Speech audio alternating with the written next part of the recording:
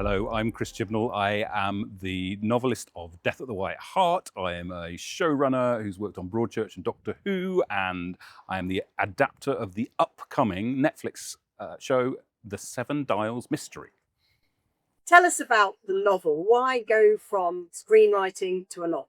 Well, I wanted to go from screenwriting to a novel because I had left Doctor Who, which is this incredible creative challenge, and then I wanted to do something that was equally creative, equally of a challenge. And writing a novel had been on my bucket list for over 10 years. When I was doing Broadchurch, I had offers from publishers, and it was finally a chance to do it, to see whether I could do it and see whether I could write a real cracking, page-turning, character-driven, exciting detective novel. It's set in Dorset. Just give us a quick outline, what the novel's about and what you were trying to do. The novel is about the death of the pub landlord Jim Tiernan, who runs the White Hart pub in the West Dorset village of Fleetcombe. His body is found on a misty, dark A35 on September night, tied to a chair with a crown of deer antlers on his head. And the novel is the story of Detective Nicola Bridge, who has come home from a couple of decades in Liverpool, returns to West Dorset in order to sort out her home life. But it's really, I hope, a sort of golden age structured detective novel in the vein of Agatha Christie, with modern characters, contemporary setting, but mainly lots of twists and turns and page-turning activity, which hopefully will make people want to read it in one entire sitting. And you've got another very exciting project that I think you've just finished with Netflix. Just tell us briefly about that. I've written and produced the upcoming Netflix adaptation of the Seven Dials Mystery, adaptation of Agatha Christie's 1929 novel. It stars Mia McKenna-Bruce as Bundle. Helena Bonham Carter is also in it, as is Martin Freeman, host of other great British acting talent, and it'll be coming onto Netflix in future. Hi, I'm Sophie. I've come here today to talk to Chris, as I'm a massive fan of Doctor Who and Broadchurch and his novel. And I am an aspiring TV maker, and I'm studying English literature, so I just wanted to talk to Chris about that and see what his advice would be for that pathway. What do you want to know, Sophie? Well, I'm not completely sure what route I'd like to take Yeah. at the moment, but Yeah. when you were talking previously, you said a similar thing, that you knew you'd always been interested in TV, Yeah. but you weren't really sure what path to take. So I was Yeah. wondering what kind of helped you to figure that out along the way. Probably, I mean, definitely my degree. So because I did drama, but I suppose you know, you're doing in English literature, but you're going to be at a university where there'll be societies, there'll be probably film clubs, TV clubs, there might be theatre groups and stuff like that. I would say get involved with as much as possible. Yeah. Try things out, because that's the way you find out whether you like a particular job or a particular role, whether you want to be in front of the camera, behind, whether you want to direct, whether you want to be an assistant director or a screenwriter or an actor, or you know, whatever, or an editor. So I would like get involved in anything. I would say it's never too early to start. Yeah. And then also it's, you know, seek out the places that are making film and television near you and see if there are opportunities to work on stuff, and go and talk to people, and you know, pester people to have a cup of tea, and find out, and I guess find out about the jobs, you know, the ones that you're instantly, because there's probably some that you're maybe gravitating towards, that you feel like, oh, you know, Like maybe that. constantly. Yeah, so it's like dig into those a bit. Yeah. So obviously I'm interested in TV and like as a whole, Yeah. and obviously literature, writing in general. Yeah. I have, I've made videos and I've written things in the past, Yeah. but not really as a whole. Like I'd like to get more into it. So Yeah. how would you advise me to properly get into it and really get going with it? Do you mean in terms of finding other people to make stuff with, or do you mean Like the process that goes into it, and just like how would you start writing Yeah. something? Yeah, good question. So a screenplay like something you'd want to film. Yeah.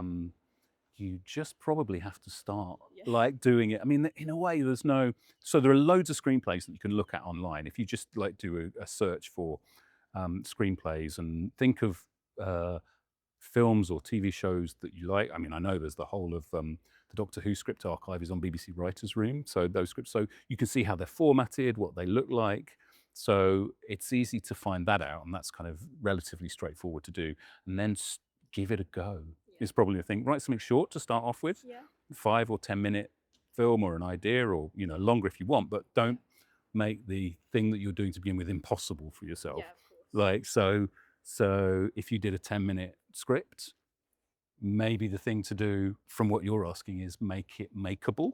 Yeah. So think about where you might be able to film. Like if you were here, would you set it in the Spanish barn or on the Torquay seafront, or look at that, there you go, there's a period drama right over there. That's true. So it's like using the resources you have and going, oh, okay, this would look cool, and and it doesn't have to be huge, but actually just to do it once and to see it, and then to figure out how you've experienced it, what it's been like, what you've enjoyed, what you think you're good at, do that. You'll just learn by doing something and finishing it, and then thinking, okay, are you going to edit it, or are you going to film it, or is somebody else, you need to find somebody else to do that.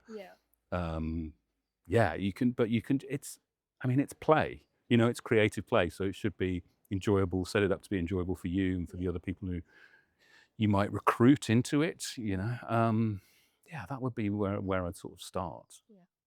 And a question kind of more related to the projects that you've made and that you've worked on. I think that I spoke to you earlier about how important I thought Yaz's storyline was in Doctor Who, and Eve of the Daleks, and the relationship between the 13th Doctor and Yaz. And then it was also mentioned about the non-binary character in Death of the White Hart.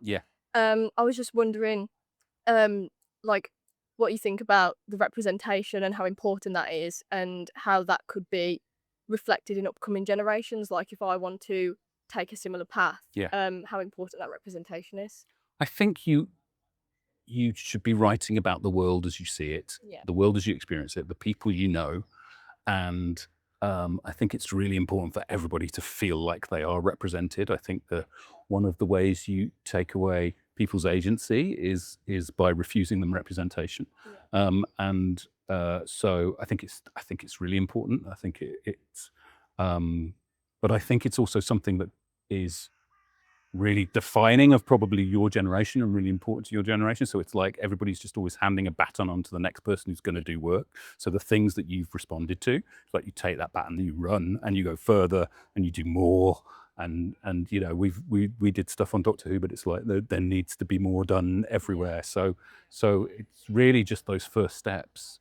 And then it's like, I think it is important. I mean, if it spoke to you as well, then that's what it was there for. And those stories were there for the people who needed them. Yeah, and I know that it has had such an impact on so many people, and I think that that's brilliant, and I could only hope to do that in the future, with myself going down a similar pathway. I mean, I'm sure you will, because it's like, if you believe in those stories, you will, and I would also say that's credit to Mandip and Jodie and the whole team and all of the writers and the directors who did Doctor Who during our era, but it's I love that it's that you're standing here saying that to me, and you're standing that here in a Sylvester McCoy jumper as well.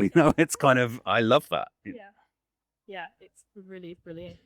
And then focusing a bit more on the English literature side of things, because I know that your degree was partly English as well. It was, drama and English, I was just wondering what advice you have specifically for doing that degree and for starting university for English.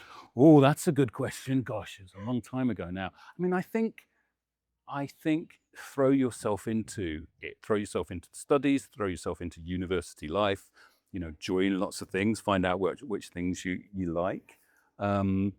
It's a time when you're discovering yourself, and that's okay, and that takes time, and that thing, and you'll discover your taste through doing English literature. You're not going to love everything on your course. You're going to violently not like some things, and that's also going to be part of your experience. So I think it's a really exciting moment in your life when you're doing that, you're going to a great place in an amazing city. So yeah, just a lot of excitement ahead. But I think where possible, just trying stuff. It's that period, those 3 years where you're developing as a person, but also try as much as you can and find out who you might be the other side, you know, and then that will carry on forever. And speaking of trying different things, obviously you've been a showrunner and you're now adapting an Agatha Christie novel. Yeah. What would you say about like the difference between those things, and especially for someone like myself who I'm not completely sure what route I'd like to take? Yeah. What is like the difference between those things, and what attracts you to each of them? Well, I mean, I didn't know when I started, and I sort of, you know, all throughout, like when you look back, it's easy to look back at what you've done and go, oh, that was the career choices. They weren't really choices. They were just something at the time you're like, oh, I'd love to do that, and somebody's offering me the chance to do that. So I also think like there's a number of career paths. Like anybody you follow or anybody you like they could have done lots of different things along the way, and other things could have happened. So it's so much of it is accident. But I suppose, I mean, I've been lucky in that I've followed a lot of things that I loved. You know, I loved Doctor Who. I loved, you know, like doing Life on Mars that was a sort of show I would have watched really happily. Broadchurch connects to Agatha Christie. How are they different? I mean, adapting is very different than writing an original, but you've still got to find something within yourself that you respond to within the material. You know, each adaptation that's the work. You are adapting it. You're not just transferring it and just doing it word for word in that order. So I think it's different. I think the big differences between writing and show running, like the writing is, the screenwriting is, that's you, and you do that and you plan it out, and it's mostly just you with a bit of storylining. And then the show running is when you're producing and you're in front of a whole team of people, and you're really just, that job is about surrounding yourself with amazing people, designers, like production designers, costume designers, visual effects, makeup, composer, directors, you know, and bringing them all together and going, this is what we're going to do this episode, this is what we're going to make, and enthusing them really. So you're kind of, you're dependent on other people's brilliance and exceptionalism, and but that's also an amazing job because you get to just be around and enjoy and collaborate with these incredible artists and craftspeople. You know, that's the amazing thing about filmmaking or TV. There are so many different crafts. You know, so many great editors. I always think editing doesn't get talked about enough because the editors I've worked with are so like, it's where half of the film or TV show gets made. So yeah. So the writing is very sort of solo and head down, and then the producing is much more, right, here we go, let's do this. Thank you so much, Chris, for speaking to me today at the Agatha Christie Festival. It's been brilliant. Absolute pleasure.